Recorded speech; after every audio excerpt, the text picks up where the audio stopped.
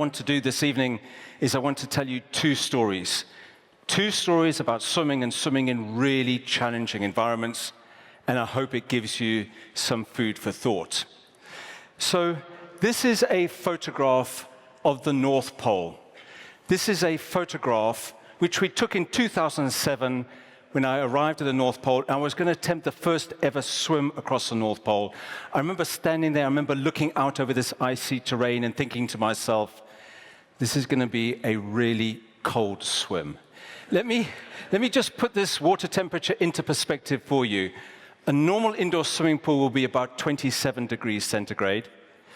When you swim across the English Channel in summer, the water is about 18. Drop all the way down to just 5. That's the temperature of the water in which the passengers of the Titanic perished. Fresh water freezes at 0. This water is even colder, it's salt water. It's minus 1.7 degrees centigrade. Nobody had ever done a swim anywhere close to this water temperature before. And I remember the night before the swim just not being able to sleep, just thinking about all the things which could go wrong. Which, if you think about it, is actually quite a long list of things which can go wrong. Anyway, eventually I fall asleep, and then I get woken up the next morning, and my coach is there. He says, "Good morning, Lewis, how are you feeling?" And I said to him, "David, from what I saw yesterday with all that sea ice there, I actually no longer think that this swim is possible. I believe this swim is impossible." I said, "Please bring the team in here so we can work out what on earth we're going to do." And he looked at me and he said, No, Lewis. This swim is possible. I know that you can do it." And I looked at him and I said, "David, with all due respect, there's only one of us getting in the water today, and that is me." I said, "I really, really don't believe that this swim is possible."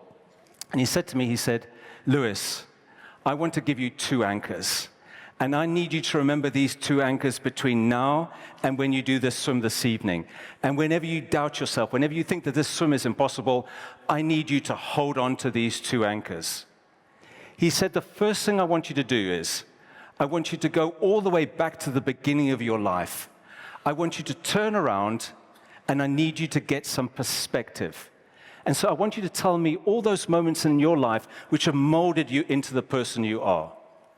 And so I said, "Well, David, you know that I grew up in Plymouth in England as a young boy. When I was 10 years old, I moved out to South Africa. And I was very, very lucky because I lived very, very close to a big national park, and my parents took me there many, many times."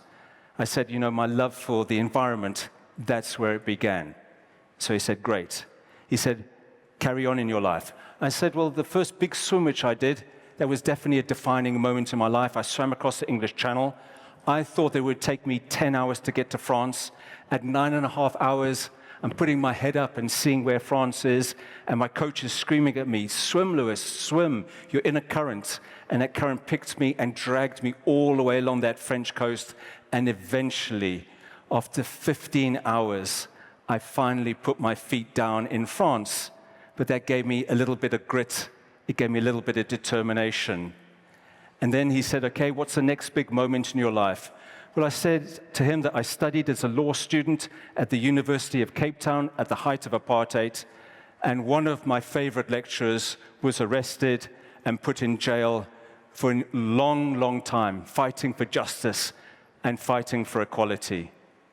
And then the next big moment in your life? Well, I said I then became a lawyer, and the first big case that I dealt with was a ship which ran aground.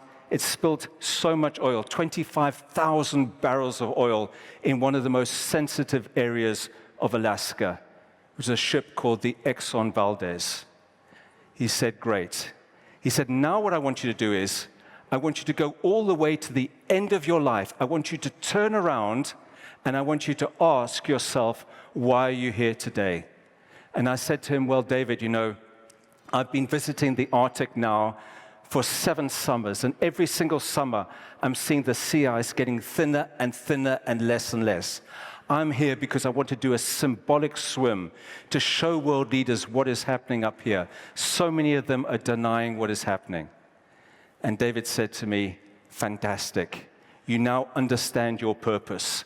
And so whenever you doubt yourself, I need you to hold on to these 2 anchors."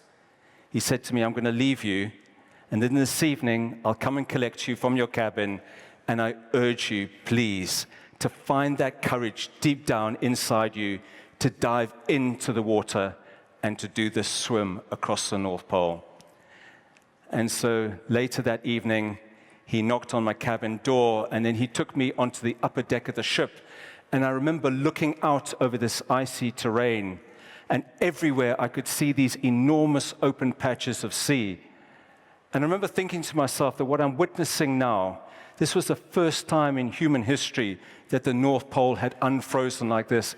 And I remember thinking to myself that what I'm witnessing right now will eventually impact every single person on this planet, every single future generation, and the whole of the animal kingdom.